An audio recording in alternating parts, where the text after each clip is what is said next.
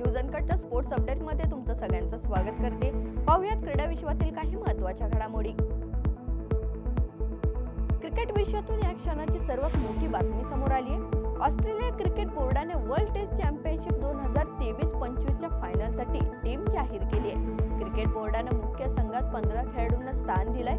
पॅट Cummins या महाअंतिम सामन्यात ऑस्ट्रेलियाचं नेतृत्व करणार आहे, तर अनुभवी स्टीव्हन स्मिथ याच्याकडे उपकर्णधार पदाची धूर आहे।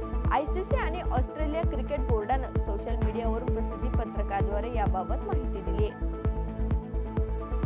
बीसीसीआयने आयपीएलच्या 18व्या मोसमातील उर्वरित सामन्यांचं सुधारित वेळापत्रक जाहीर केलंय। या दुसऱ्या टप्प्यातील सामन्यांना 17 मे पासून सुरुवात होणार आहे, तर त्याआधी 8 मे रोजी तांत्रिक अडचणींमुळे पंजाब किंग्स विरुद्ध दिल्ली कॅपिटल्स धर्मशाळेत आयोजित करण्यात आलेला सामना स्थगित करण्यात आलाय।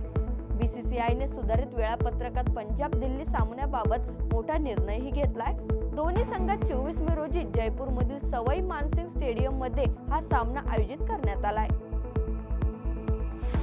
भारताच्या महिला संघाने नुकताच ट्राय सिरीज मध्ये कमालीची कामगिरी केली आणि जेतेपद आपल्या नावावर केलंय। मात्र आता भारतात संघाचा पुढील सामना इंग्लंड विरुद्ध होणार आहे। भारताचा पुरुष संघ देखील इंग्लंड दौऱ्यावर असणार आहे, तर महिला संघ देखील इंग्लंड विरुद्ध 2 मालिका खेळणार आहे। भारताचा संघ 5 सामन्यांची T20 मालिका खेळणार असून या मालिकेचा पहिला सामना पुढील महिन्यामध्ये 28 जून रोजी खेळवला जाणार आहे आणि या मालिकेचा शेवटचा सामना 12 जुलै रोजी खेळवला जाणार आहे। भारत आणि पाकिस्तान यांच्यामध्ये सध्या तणावाचं वातावरण असल्यामुळे आयपीएल 2025 चे उर्वरित सामने हे 1 आठवड्यासाठी स्थगित करण्यात आले।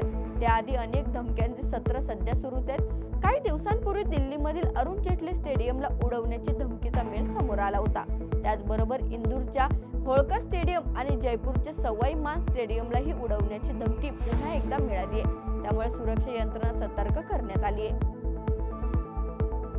तालिबानने अफगाणिस्तानमध्ये बुद्धिबळ खेळावर धार्मिक कारणास्तव बंदी घातली आहे। देशातील सांस्कृतिक आणि खेळासंबंधित कृतींवर निर्बंध घालण्याचा तालिबानचा कल पुन्हा अधोरेखित झालाय। खामा प्रेसच्या अहवालानं ANI ने दिलेल्या माहितीनुसार अफगाणिस्तानच्या प्रमोशन ऑफ व्हर्च्यू आणि प्रिव्हेन्शन ऑफ व्हाईस मंत्रालयानं हा निर्णय घेतलाय। शिकागो येथे झालेल्या प्रतिष्ठित जागतिक स्क्वॅश चॅम्पियनशिप मध्ये उर्वरित 4ही भारतीय दुसऱ्या फेरीत पराभूत झालेत। महिला एकेरीत एकमेव भारतीय खेळाडू अनाहत सिंगला इजिप्तच्या फेरोज अबोएल खीर कडून 1-3 असा पराभव पत्करावा लागलाय। तर प्रतिष्ठित जागतिक स्क्वॅश अजिंक्यपद स्पर्धेत भारताचं अभियान संपुष्टात आलंय।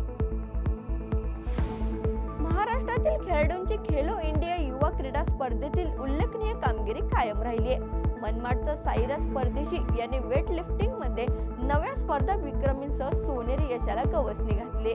कराडच्या तनुजा पोळ हिनेही वेट लिफ्टिंग मध्ये महाराष्ट्राला सुवर्णपदक जिंकून दिलंय। रविवारी झालेले जेनोआ विरुद्ध घरच्या मैदानावर 2-2 अशी बरोबरी साधून नेपोलीच्या सेरी ए जेतेपदाच्या आशांना धक्का बसलाय। त्यामुळे त्यांच्या जवळच्या प्रतिस्पर्धी इंटर मिलानपेक्षा फक्त 1 गुण मागे राहून हंगामाच्या रोमांचक अंतिम फेरीत प्रवेश झालाय। तर यजमान संघ 78 गुणांसह अव्वल स्थानावर आहे आणि या स्पर्धेत अजून 2 फेऱ्या शिल्लक आहेत। या बातमीचा स्पोर्ट्स अपडेट मध्ये इथेच थांबूयात। पाहत राहा न्यूज अनकट।